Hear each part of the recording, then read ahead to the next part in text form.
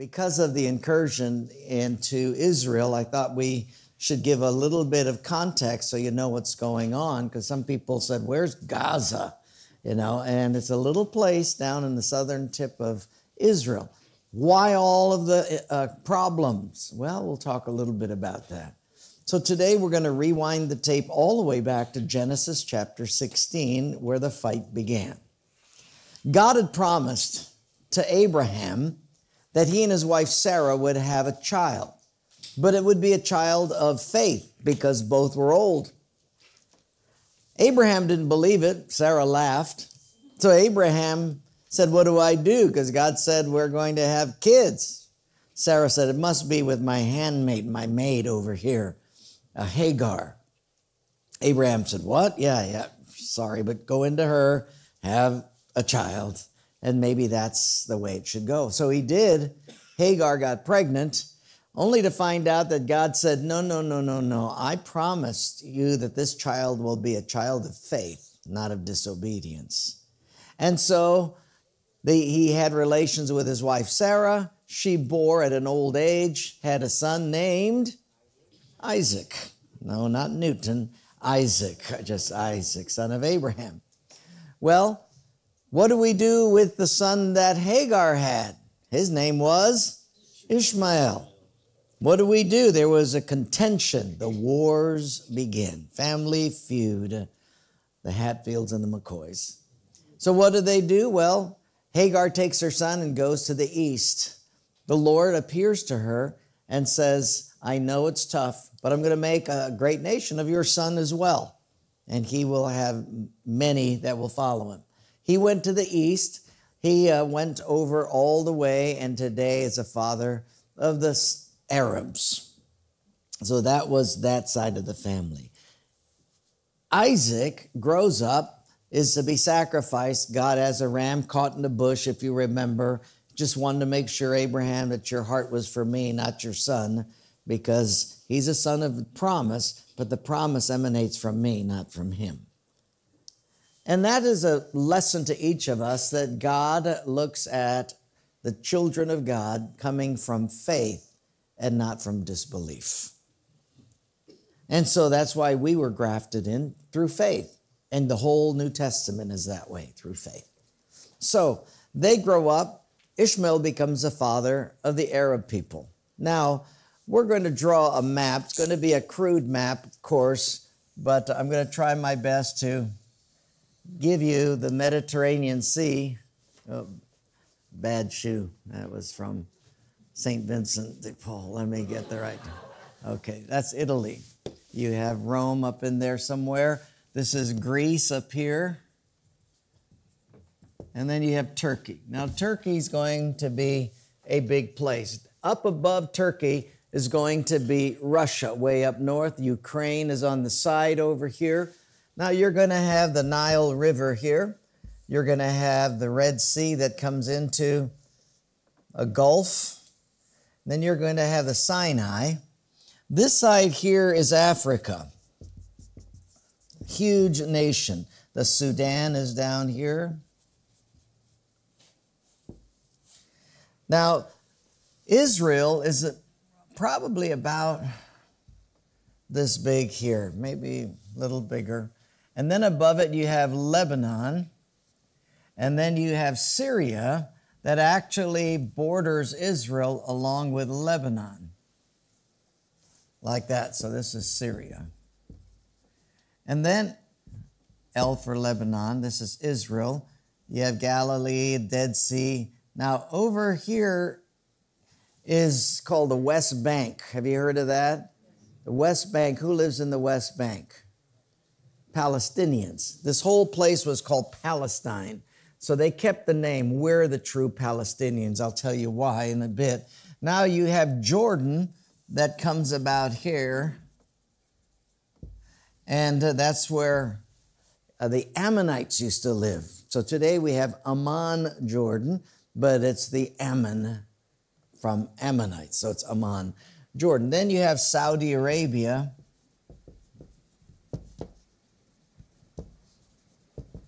It's a very large portion here. Down here is Yemen. And so it's going to come up here, the Gulf of Aqaba. And then over here, you're going to have another country called Iraq. Then a big one here called Iran. Over here is a little place called Kuwait. Do you remember the Gulf War in the early 2000s, was it? And it was called Desert Storm. Well, what the U.S. did was Iraq was trying to take Kuwait, and Kuwait is an independent country, not a part of NATO, but it's still an ally, as it were, with the U.S. Oil is from there. Well, they drove the Iraqis out in this desert area. So it was called Desert Storm or the Persian Gulf War. So that's what took place here. Iran is right here as well. And then you have the Arab Emirates down here, etc., and some others. Here's our focal point right here of what's taking place. Now, after Jesus comes in the right in the middle of all of this, Christianity begins to blossom. Now, when Christianity blossoms, you have a lot of places here that become well known. Jerusalem is one, of course. Jerusalem is there. That's where, if you recall, Abraham was going to sacrifice Isaac on the Temple Mound. Well, during the time of Christianity, from 300 AD, which is a Council of Nicaea, they canonized the Bible, lots taking place. It's shortly after the life of Jesus. You have the Catholic Church emerge. They put their capital here somewhere in the boot, in Italy, called the Vatican. And did you know that the Vatican itself is a city in itself? I mean, a nation. It's its own police force, own taxation, everything. So that's its own country. It's a little teeny country in the Vatican. So its own government, etc. Well, the Christians came in and started memorializing all of the holy places. And so this temple that was built here firstly by who was the first temple builder? Do you remember? Solomon. That was destroyed by the Babylonians in 586 BC, and then it was rebuilt by Nehemiah and Zerubbabel, and so they rebuilt the temple 70 years later. That stayed in effect until Herod's time, and then the Roman Emperor Titus, after Antiochus Epiphanes IV, sacrificed a pig on that altar, and then you have the Maccabean revolt, etc. You have the dark, or it's called the silent years of the Bible between Malachi and Matthew. There's 400 years. So you have a lot of revolution going on during that time, vying for this. So then after Rome comes in, because of the Catholic power, Rome comes in and takes over and occupies this land. So now it's under Roman occupation, partly because of the Catholicism of all of this and what was going on in Rome, just their power. So they take over this because this is the trade route from the north to the south to the east. So now it's under Roman occupation. Romans take over that, destroy the temple in 70 AD. Herod had remodeled it, but it was completely destroyed by the Romans, and now it's rubble, just rubble. There's only one wall left. It's the West Wall. That's still called the Western Wall today, and that's where the Jews go to pray, because in the Old Testament, God says, whenever you're having problems, if you'll pray towards this place, I will hear your prayers. So they still congregate at the Western Wall, very famous place to pray. Then it was sort of rebuilt, and everything was going pretty good. Now, just continue to fast forward the tape, 570 AD. A man named Muhammad is born. He marries into a very rich family and has some children, but the other thing that's pretty spectacular about this guy, he's like Alexander the Great. He starts conquering all kinds of cities and militarily expanding the nation here in Mecca. He's down in Mecca, and so now from there he wants to expand the Saudi Arabian holdings. So he now becomes quite a military expert.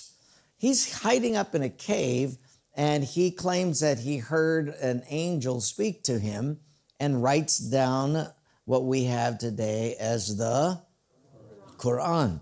And so he writes it in several editions and then comes up with this law book called the Quran. They believe that that is as holy as the scriptures. Now, in the Quran, he was revealed to by the angel that the firstborn is not Isaac. The firstborn was, and it wasn't Isaac that was going to be sacrificed, it was actually Ishmael. We, he feels, the sons of Ishmael are the true inheritors of this land that God gave. So now they start battling for the land.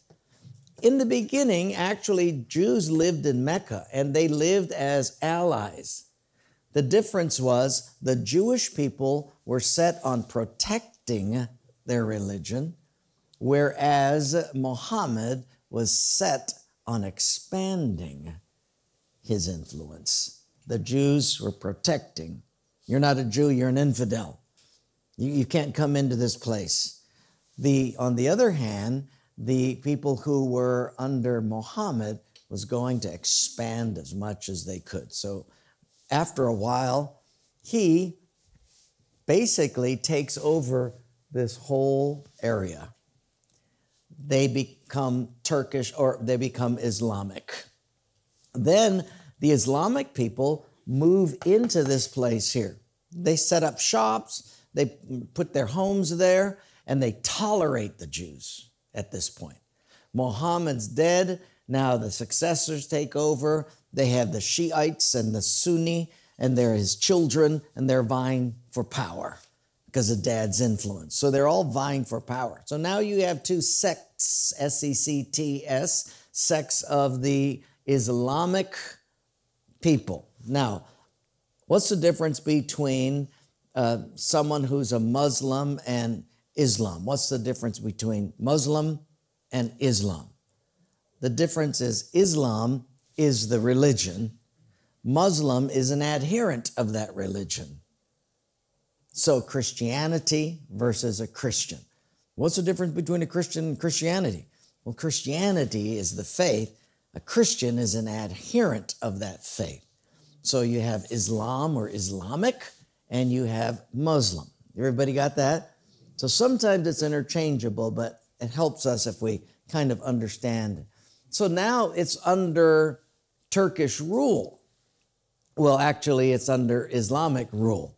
But Turkey is a place where Istanbul and some of the other great capitals are. Well, it starts to set right here in Turkey, where everything is owned by or under Islamic rule. Then in, maybe 1200, 1099, if you recall, the Catholics want to take it all back.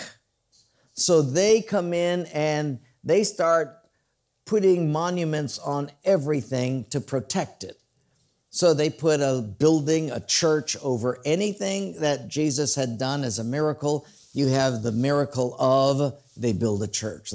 Where he was born, the church of the Nativity. Where he died, a church. Everything that they could, they built a big church, partly to protect it.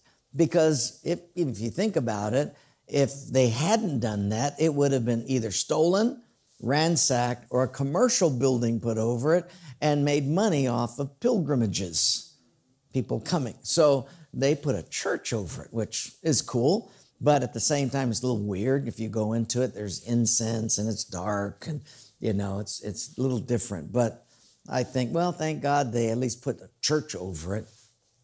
So at this time, you have all of these monuments, and now when the Islamic people started moving in, they started destroying all of these.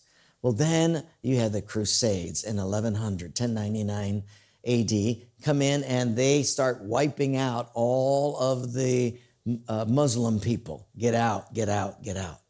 Well, it was horrible because now you have all kinds of carnage taking place. You have a violation of humanity and principles and ethics, and now people are being slaughtered, raped, killed, pillaged, etc., in the name of God. So now they push all of that back, and the Turks now take over again. The one that started the Ottoman Empire, the word Ottoman is just Turkish rule, and they were a very strong, powerful country, Turkey up in here. They started with a man that was the beginner of all of this, and his name was Osman Ghazi, the first. Osman Ghazi, he's part of the Osman brothers, had a very musical family and traveled out of Utah. But anyway, Osman Ghazi was the first of these sultans. And he then was a huge military expert, just like Muhammad, and began to spread this Turkish rule everywhere because it was partly Islamic. He's Muslim. So because of the same religion, he felt that we owned it before, we got to own it again. So they turned into a military front and took over everything. Now you have the Ottoman. So if you hear the word Ottoman Turks, that's basically Muslim people spreading the Islamic faith. So now, because they really believe they're the chosen ones, so they come in here and set up shop again. Now, the Turks or Muslims live in this area now, push the Jews out. This goes all the way till World War I. Now we're in World War I, and in around 1915 to 1925 or so, you're going to have all kinds of incursions. Well, they come in and push Russia back. Russia's defeated because Russia wanted to take a lot of the Turkish lands. U.S. comes in, pushes them back, and the two main figures in World War I that emerged as landholders was actually France and England. They become the winners from World War I. The land is split up into areas that give dominion to British rule and French rule. So now you're going to have the Brits occupying, not Romans anymore, but the British. So the British take over this area, and so they now have Israel. And the French have Syria, this area here, Iran, Iraq, and British and French rule. So if you remember the story of Lawrence of Arabia, it was all kinds of fightings because the Bedouins wanted to rule. The British say we rule. The French are involved. It's just a crazy time. Well, around 1916, 1917, well, directly after World War I, they figured we can't maintain all of this land, British and French, so let's make a declaration. And so they make a declaration. The two that make the declaration is a guy named Sykes from England, and Picot is his name, from France, P-I-C-O-T, but it's pronounced Picot. So it's called the Sykes-Picot Agreement, and that they will now split this up, but release a bunch of it to these different countries and nations. So now Syria gets it. They do their own rule, and Iraq, Iran, and everything starts going into these areas here. However, because the Jews were pushed out, do you remember when the Turks came in? They pushed the Jews out and took all of this land here. They took the Holy of Holies and put a mosque over it. Broke down a church, put a mosque. So today it's called the El Aqsa Mosque, and it's owned by Muslims. Why? Because Ishmael was to be sacrificed there, not Isaac. So now they own that, but because the Jews were pushed out, they went up north to Poland, Germany. Guess what's going to happen pretty soon, right? So they've immigrated. And it's the great diaspora, the dispersion continues. So now they're up in Poland, some are up in Russia, all in that area. And they continue to practice their faith. And then World War II happens. And there's the Holocaust. And there is the destruction of the Jews in the prison camps. So now, British still have an influence here, though they don't necessarily own it. They have a strong influence still. So there's a thing called the Balfour Declaration that says, because we have influence and the Brits kind of ran Israel for many years, we're going to give this to the Jews that are dispersed if they will immigrate back. If they will come back to their land, we will give them that. And the Brits, because they were sort of in charge of that area, felt they had the authority to do so. Now, the Arabs will not in any way assent to that. They'll say, no, that was illegal. You can't give our land to the Jews. It's our land. We must choose to do that.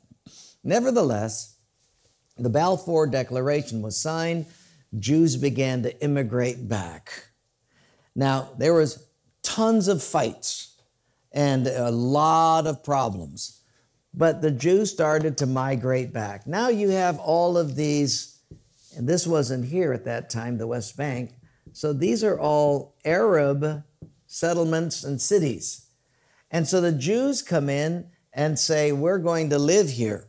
The Arabs said, no, you're not. Oh, yes, we are. It's the Balfour Declaration. We've been given back our land. This is now our nation. We are citizens of Israel. It's a new nation that was just birthed, kind of like the U.S. in 1776. Well, this is Israel, 1948. They move in. The Arabs say, over our dead bodies. This is my grandpa's farm. We've been here 400 years living in this area. So who are you to come and take this land? They say, we're coming in. Now the USA helps them by providing Caterpillar D9s. And they give notice to these Arabs, if you don't move in 24 hours, we plow your house down.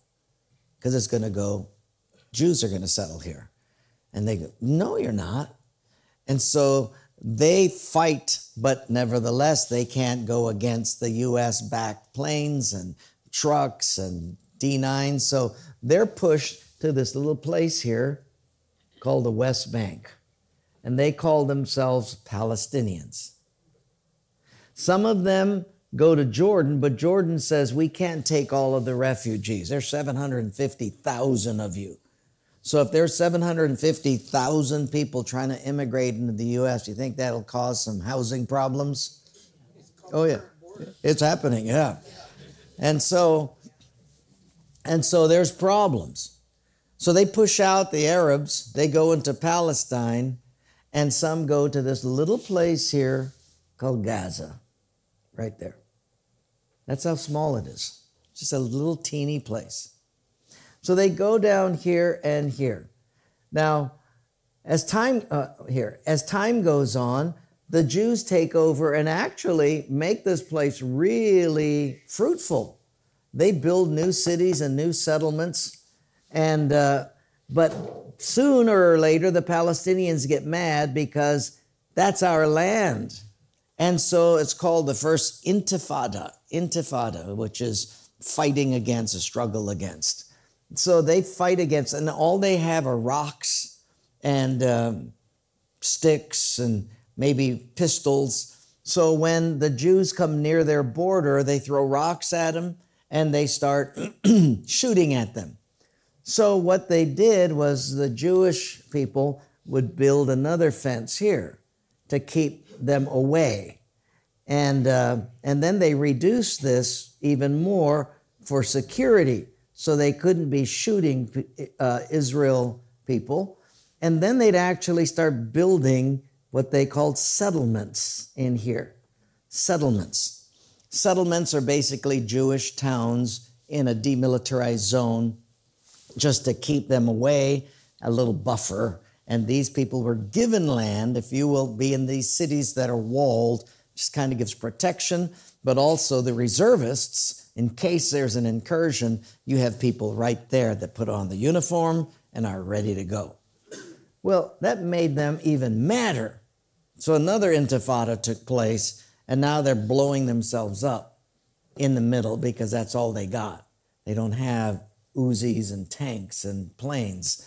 So now you've got problems here. Down here are the Palestinians as well.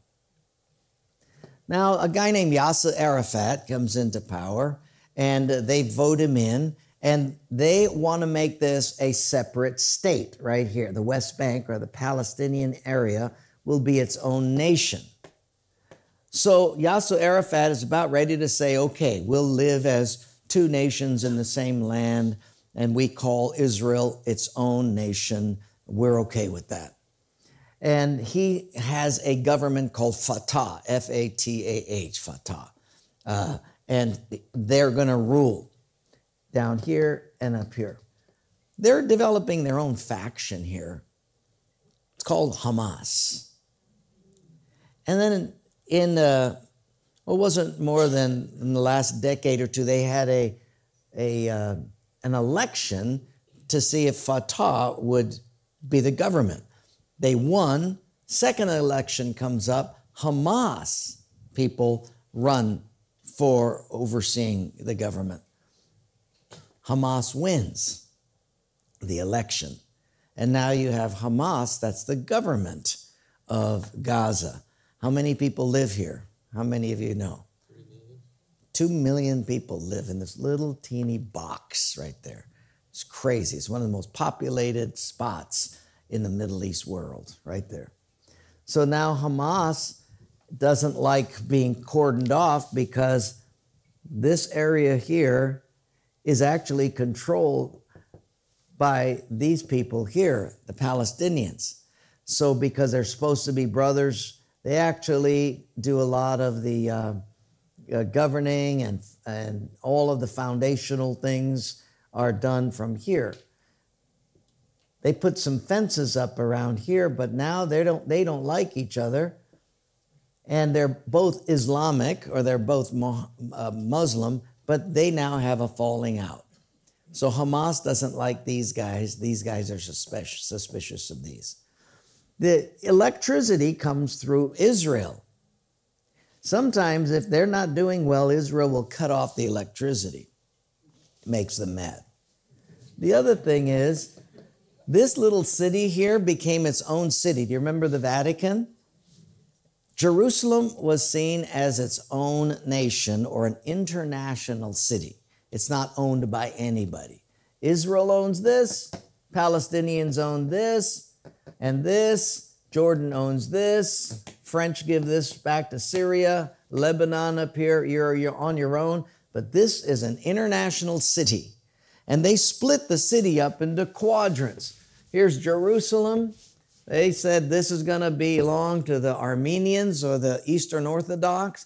This is to the Christians, which includes Catholics. This is the Arab quarter, and this is the Jewish quarter. It's an international city. Guess where the Temple Mount is? Yeah, it's over here. Yeah. It's in the Arab side. Everyone else can access it, but it's in the Arab ownership. So it's a mosque, Al-Aqsa Mosque. Of recent date, because of the celebrations of Yom Kippur, etc., that are the Jewish people's celebrations, they come and visit the Temple Mount, which really irks the Arabs. They don't like it. And so they tolerated the Jews at first. Now the Jews are coming to celebrate more and more, and they're mad. Now they start fighting. I was there once when the Arabs were out there in their headdresses, Arab headdresses, etc., and the Jewish people would come and with police and just to visit and whatever. And you could hear the Arabs, Allah Akbar, Allah Akbar. I mean, they just start chanting. And pretty soon you can see the policeman take out his weapon and hold it. because it was ready for a fight. It was at that point I thought I should use the bathroom over on this side. And I left because I thought, man, I ain't going to be a part of that. So you can see the tensions. Well, Hamas down here is mad because the Jewish people are desecrating their holiest place. Along with Mecca, this is a holy place. So now because of the sanctions against them, because they cut off electricity, cut off food, cut off water, they're mad at Israel. Plus, you guys are doing this thing to our Holy of Holies. Plus, this is actually our land.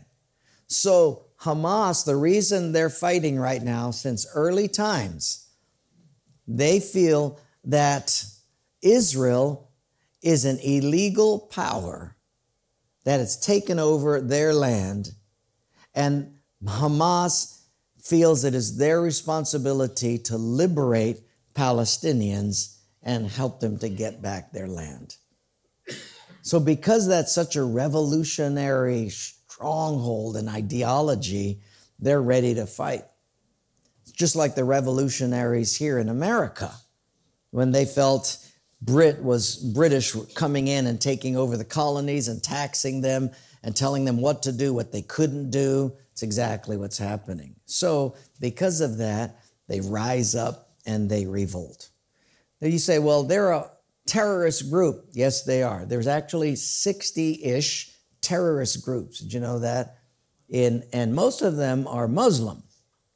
And you say, why? Well, you've heard of some of them. Al-Qaeda, Hezbollah over in Lebanon, ISIS.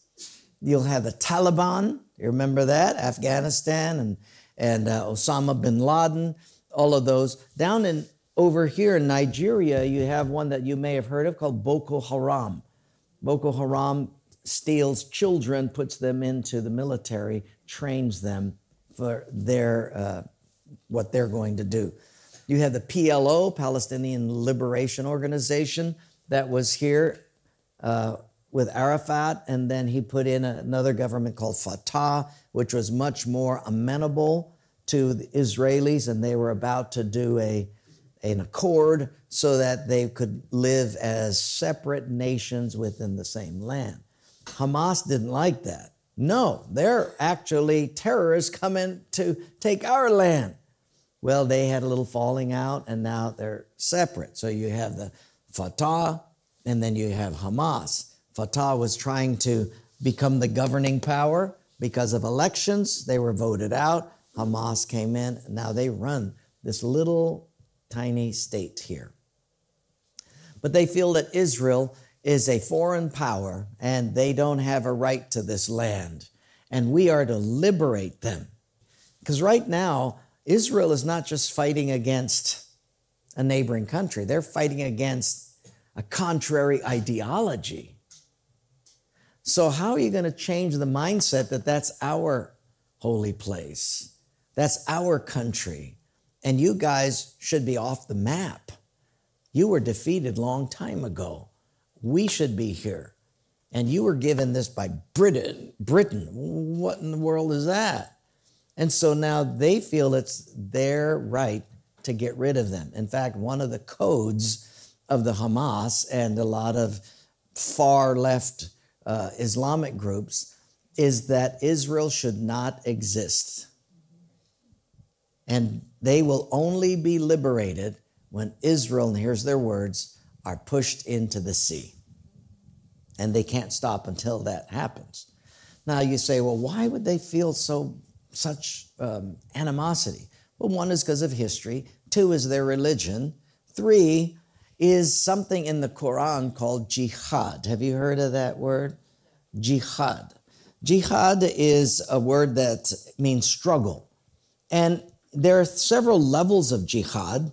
The first is, and something that the Bible teaches, is that you're going to struggle against your own flesh. So that's the first level of jihad. You've got to struggle with your own emotions and baser nature, etc. It's called self-control. Then there's another one that you fight against desire to not forgive. You've got to struggle with that so that you forgive. It goes down all the way to the fourth level, and it's called the sword.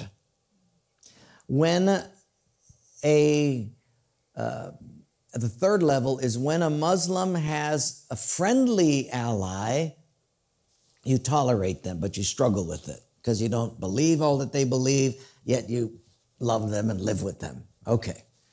But the fourth level is when they come after you and threaten you, when Islam or a Muslim is on the defense, then you are called an infidel at that point.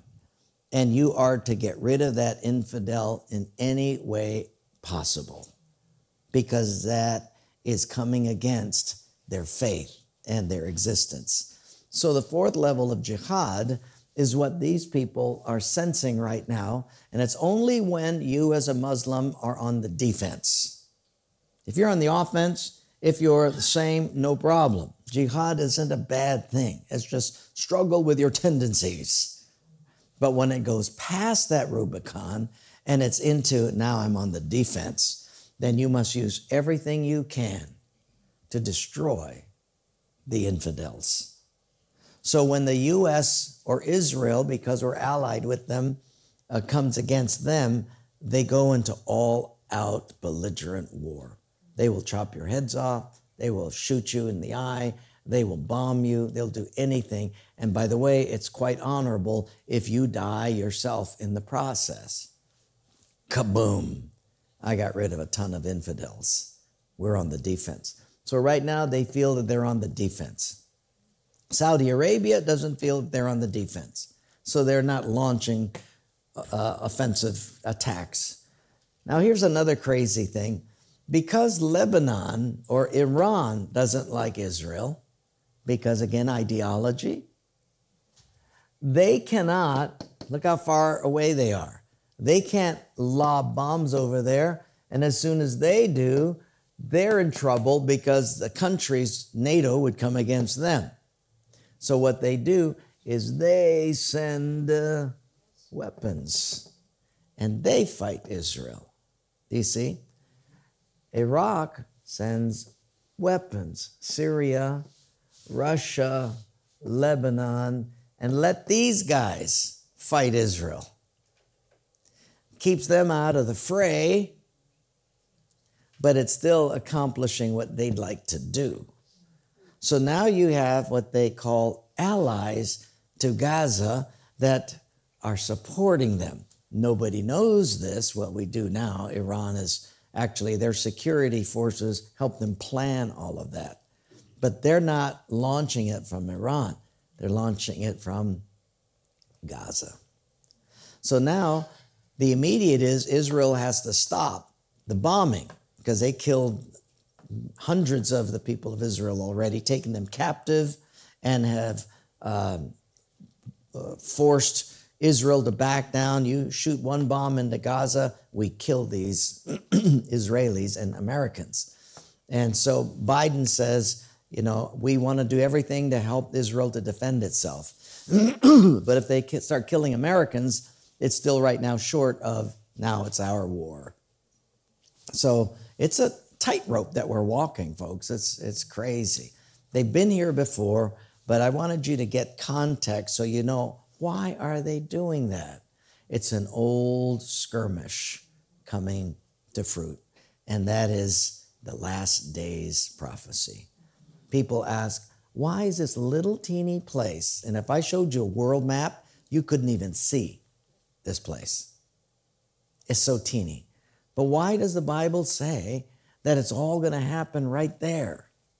Well, those that may have been skeptics of the Bible, if the only thing is they see this and how the world is looking at this teeny little speck, it's like, wow, the Bible's true.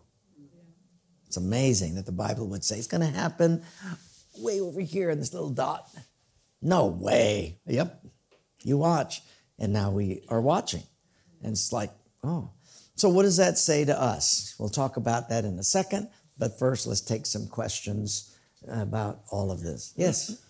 Hi, what's the Christian responsibility for support for Israel, and should that support be qualified versus unqualified? And what's also the Christian responsibility for compassion for the Palestinian Arabs that are suffering, whether it be self-imposed or not? Great question. And it's all the above. The Bible says we are to be allies with Israel, but never lose compassion for the oppressed.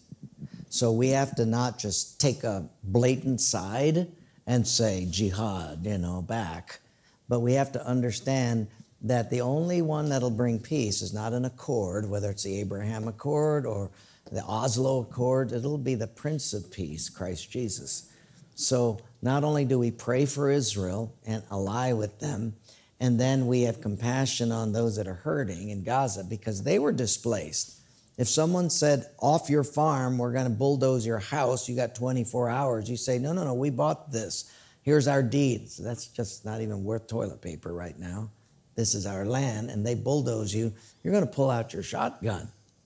And so that's going to start a revolutionary war. Well, that is what's happening. We have to understand that these people have been in decades and decades of oppression. And so it cuts both ways.